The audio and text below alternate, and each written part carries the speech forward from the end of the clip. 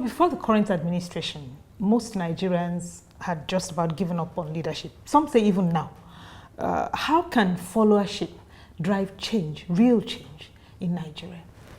You see, the only way followership can drive change really is when you have critical mass of followers converted to leaders.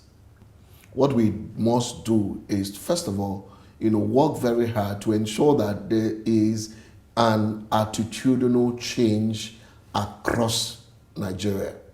Let people understand that there's a sense of urgency for Nigeria to grow, for Nigeria to be the best that it can be.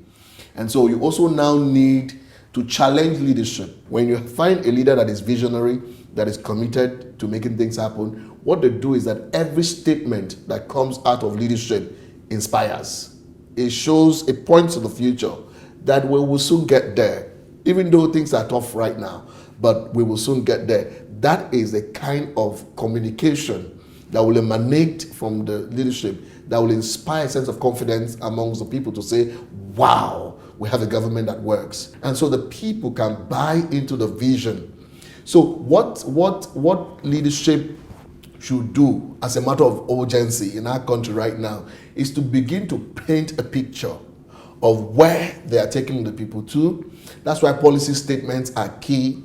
That's why specific timelines and specific kinds of painted future is very clear, so that the people can begin to say, oh wow, if I can suffer a little bit, right, and I get to that particular location, it will be good for us. And that is a sense of hope, and it is the responsibility of leaders to create that sense of hope for any system. So if we need followership that works in this country, what it means is that the leadership of the country must say, in terms of example, there'll be full examples in everything that we do. We will not say A and we'll do B. We will say A and we'll do A.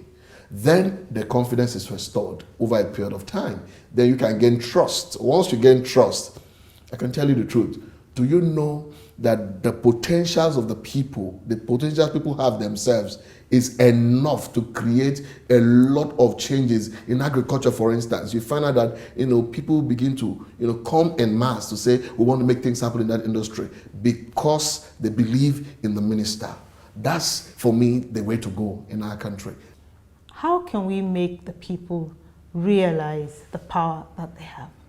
Citizen power. That's the point. That is the series of, we must create series of conversations and forums and seminars and conferences and systems that will be immediate interaction with the people, grassroots, conversations. There must be deliberate attempt to find professional bodies whose job is to make that happen. I can tell you the truth, all over this country, you will see people in their constituencies learning about how to be great citizen. They are asking the right questions, and some people are answering those questions.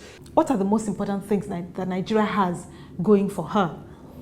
Yeah, at the moment, in terms of right now, the perception of Nigeria, around the world, especially immediately after election, has improved.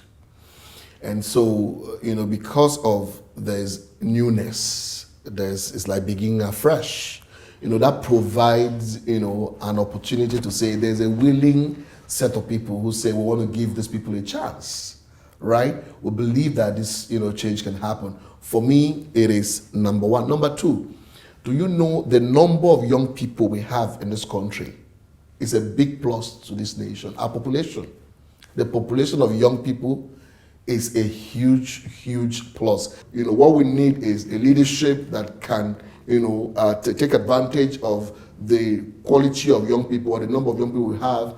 For me, is the way to go. But at the foundation of all of this will be sound leadership attitude that drives the technical skills. Poverty, unemployment are clearly problems. But what about the poverty of ideas and values? Why are we not talking about those? What we have in this country is, lack of ideas, as well, as poverty in our mindsets. The mindset of the people are poor. A lot of young people don't even believe in this country. Their mindset says this country is gone. And a lot of young people don't even believe that they have capacity to make it in this country. But what we must do is to say, young people, your mindset is that of gold. We invest in your mindset. You think possibility, you think innovation, you think research, you think making a difference with your mindset and all of that. A mindset that says I am a contributor, not a taker. A mindset that says I'm excellent, not a mediocre. And then if you create that mindset on a consistent note, and then you release these young people with an idea, a mindset that has strong values, sense of values, a value system that is correct. When you now teach them enterprise, how to be enterprising, these young people, and then you now give them money, I can tell you the truth. You find a set of young people that the sky will not even be their limits. They will be inspired to get things done. That is the way to go. Without that, we cannot build any country that works. The mindset is where it starts from. Studies have shown that women are just as smart as men. But men are quicker to offer themselves for and be handed positions of authority. What do we need to do to get more women in leadership positions?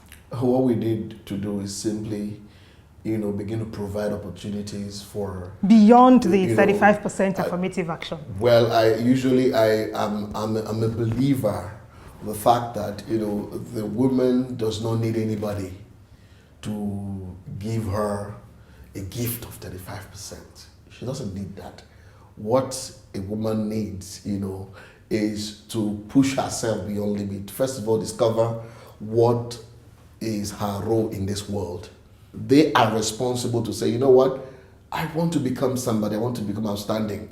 And then, go out into the street and begin to make a difference. At the end of the day, when you make a consistent difference over a period of time, become a master in what you do over a period of time, people must recognize your work. And, people should not just say, I'm giving you a position. You should go and take it because you have the capacity. Before this regime, the women in the National Assembly were more, isn't it? But right now they are less. And yet we've been talking about the 5% affirmative action. That's not exactly what you need. What you need is to say, I am a woman, I'm of value, I'm significant, I'm a human being, I can make a difference, I find my talent, I find my giftings, I drive myself beyond limits, and at the end of the day, I endear myself in the heart of community as a result of passion for my work, as a result of the level of excellence I've shown in my work, and as a result of, so that nobody comes to me to say, I gave you this because you're a woman. No, that's not, I gave you this because you have shown leadership. That is my own thinking. On a personal level, what do you do when things go wrong?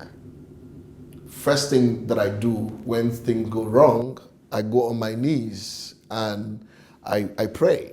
I pray to God to help me out because, He's the one that inspires me to do what I'm doing. And once I pray to God and He takes charge of the moment, and then I address myself as an individual. So I tell myself that this challenge will not overrun me. I will overrun the challenge because I have a sense of possibilities that is drawn from God, and that helps me, in my drive. So I go to a place, the road is blocked. What do? I break the walls, or I push the walls open as a result of the fact that I come the first time, you want to stop me, I go back again and rethink and pray, and then get back to the spot again, and I push that door open. It's called the keep at it factor, the stay at it factor, and it works all the time.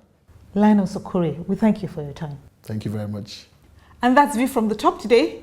Let's do it again sometime soon. You can watch today's program if you missed part of it or all of it on our website channelstv.com or my website modelesy.com, where you find a link to this program online.